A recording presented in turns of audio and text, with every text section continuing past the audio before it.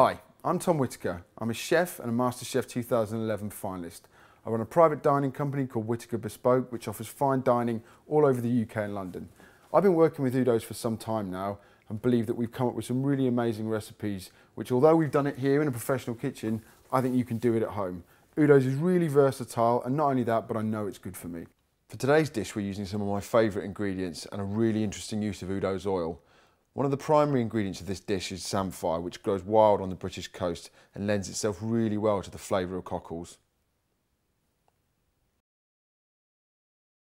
For the first part of it, we need to chop up an onion, so really simple, just cut it through the middle, take the outside off.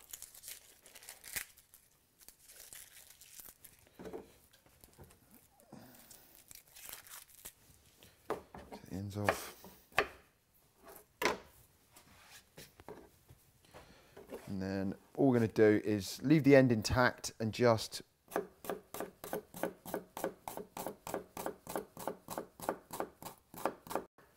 what it does is it means that the onion's chopped through the middle, but it's still holding at the end, which makes it easier this time.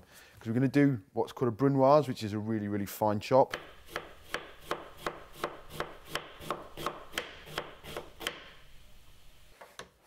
Next, get our pan on. So you probably best use quite a heavy bottom pan for this because it will retain the heat better. So reasonable size, you know, get the temperature up,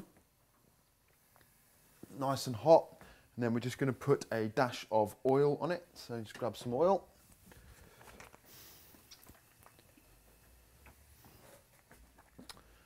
And then just take our onions, put them in.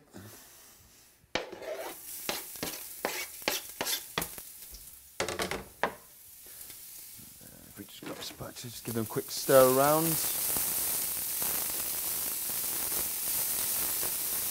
So while they're cooking through, you're not actually looking to brown these, you're just trying to get a little bit of kind of sweat into them so that they colour off a little bit.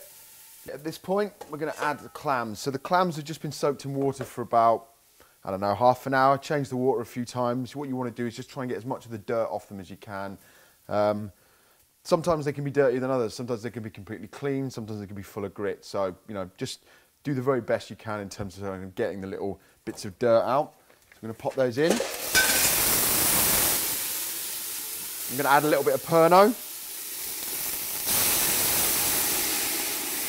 And then we're going to add some cider.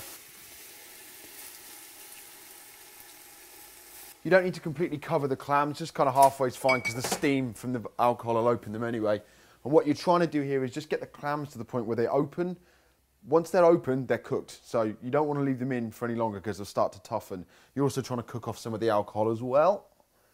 Let's get that nice and hot. So we'll leave that for a couple of minutes. We just need to keep an eye on it and make sure that they don't open and we forget about them. What we're going to do is got some samphire here, which we're going to pop in at the last minute, just kind of literally 30 seconds a minute, because samphire you can actually eat raw.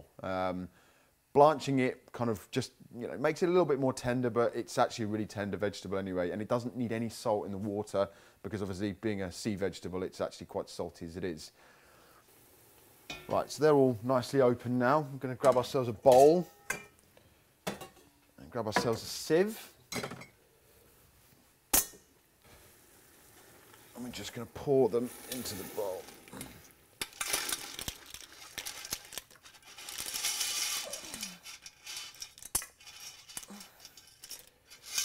Okay, so the heat can come off and we can now put these back in the pan. They'll just stay hot now in the bottom of the pan. The reason we use a heavy base pan is obviously because it retains the heat, but they don't need to go back on any temperature. We'll just pour some the liquid into the bottom. That's plenty. Let's take this out of the way. Next we need a stick blender. So I would suggest if you're going to buy a stick blender, spend the money. I mean, you can buy cheap ones and they're okay, but generally, you know, the better quality they are, A, they'll last you longer, but B, the motors in them are a lot better. And they do have a tendency to overheat, and then once they've overheat and the motor's gone, it's kind of game over, really. Right, so here we go. Just pull this around.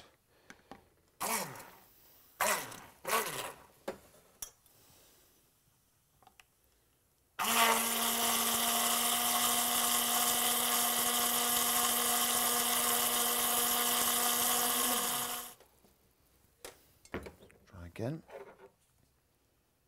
Okay, that's good. Yeah, that's ideal. Just need some salt.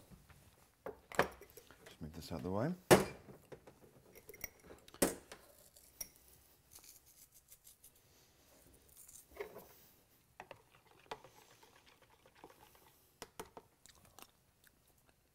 Perfect.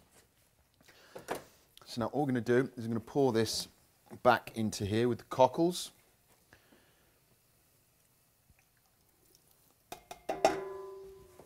Mix around.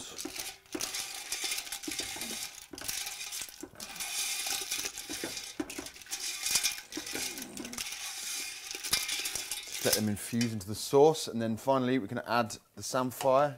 About 30 seconds, you know, you really don't need to cook samphire for very long. Samphire is perfect. Put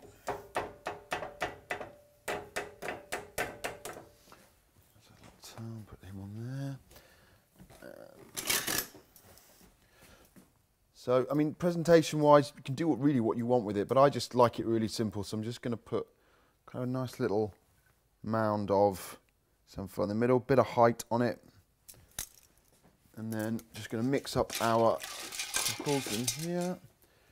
Grab ourselves a spoon. I'm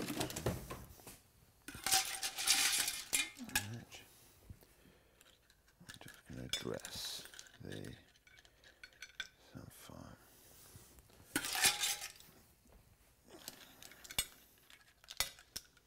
It's perfect. And then we'll get ourselves a little bit of sauce. Just dress the plate.